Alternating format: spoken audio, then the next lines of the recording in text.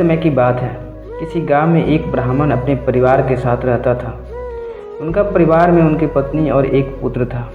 वो बहुत गरीब थे। उनके पास कभी कभी खाने को भी नहीं होता था। ब्राह्मण की पत्नी बहुत दुष्ट और चालाक थी, इसीलिए वह रोज ब्राह्मण को भिक्षा मांगने जाने को कहती थी, पर ब्राह्मण उसकी एक नहीं सुनता था और घर में राम नाम का जाप करते रहता था।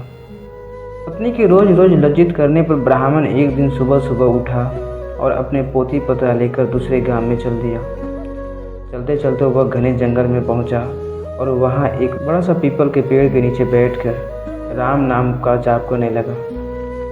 सुबह होने पर जब उठा तो पास के सरोवर पर स्नान करके वह आगे चला और दूसरे गांव में पहुंचा। गांव वाले उससे ना तो कोई कथा सुनना चाहते थे और ना ही कोई उसे भिक्षा दे रहे थे। वह ब्राह्मण दुखी होकर घूम फिर कर फिर उसी पीपल के पेड़ के नीचे आकर बैठ गया। वह पीपल का पेड़ बहुत विशाल था। उस पेड़ की जड़ में एक विशाल काला सांप रहता था। उस ब्राह्मण ने सोचा कि मेरी कथा तो कोई नहीं सुनता, यह कथा मैं पीपल के पेड़ को ही सुना देता हूँ। वह अपनी कथा सुनाने लगा। कथा पूर्ण होने पर पेड़ के नीचे से एक काला नाग निकला और उस ब्राह्मण को एक स्वर्ण मुद्रा देते हुए बोला, तुम रोज़ यहाँ आकर मुझे कथा सुनाया करो, मैं रोज़ तुम्हें स्वर्ण मुद्रा दूंगा। और हाँ ना, यह बात तुम्हें किसी को बताना, तुम्हारे सब दुख दूर हो जाएंगे। ब्राह्मण ने यह बात मान ली। ब्राह्मण रोज़ ऐसा ही करता। सुबह उठकर नहा धोकर अपनी पोती पत्र लेकर वह पीपल के पेड़ के नीचे पहुंच जाता और वहां बैठकर कथा सुनाता। कथा पूर्ण होने पर नाग सोने की मुद्रा भेंट करता। देखते ही देखते ब्राह्मण धनी हो गया। पूरे गांव में यह चर्चा होने लगी कि ब्राह्मण की दशा कैसे सुधर गई। यह जरूर कोई गलत काम करता होगा।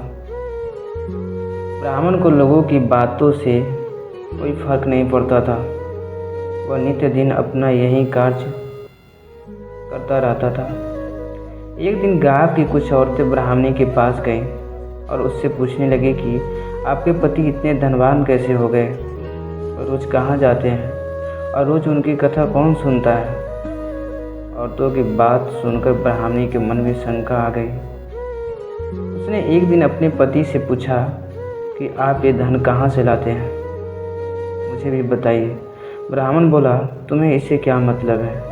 ऐसा कहकर ब्राह्मण अपनी औरत की बात टाल दी। कुछ दिन तक उसे टालता रहा, पर एक दिन ब्राह्मणी ने ब्राह्मण को मजबूर कर दिया। ब्राह्मण मजबूर होकर उसे अपनी पत्नी को नाग की सारी बात बता दी, जिस वजह से उनकी पत्नी के मन में लालच आ गई और ब्राह्मण के खाने में नशे की दवा मिलाकर उसे खिला दिया और अपने बेटे से बोली, बेटा उस पीपल के पेड़ पर जाओ और नाग को मारकर सारी संपत्ति ले आओ।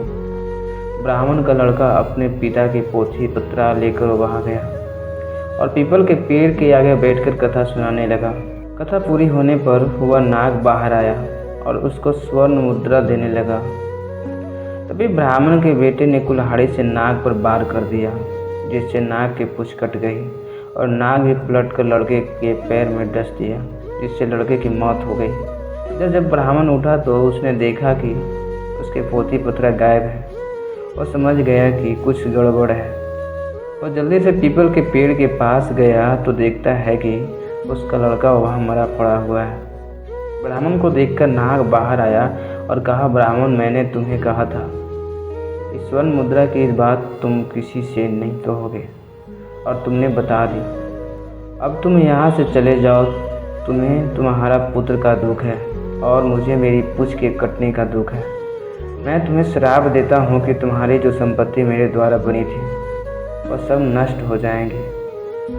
ब्राह्मण नाग देवता से मुख से यह सुनकर सर पीटता रह गया और रोता भी लगता अपने पुत्र का शव लेकर वहाँ से चला गया।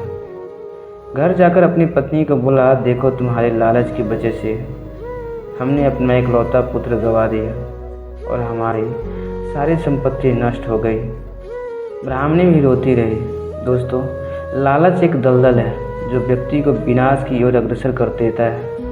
तो दोस्तों, कैसी लगी आपको आज की हमारी कहानी? कमेंट में हमें ज़रूर बताएं। धन्यवाद।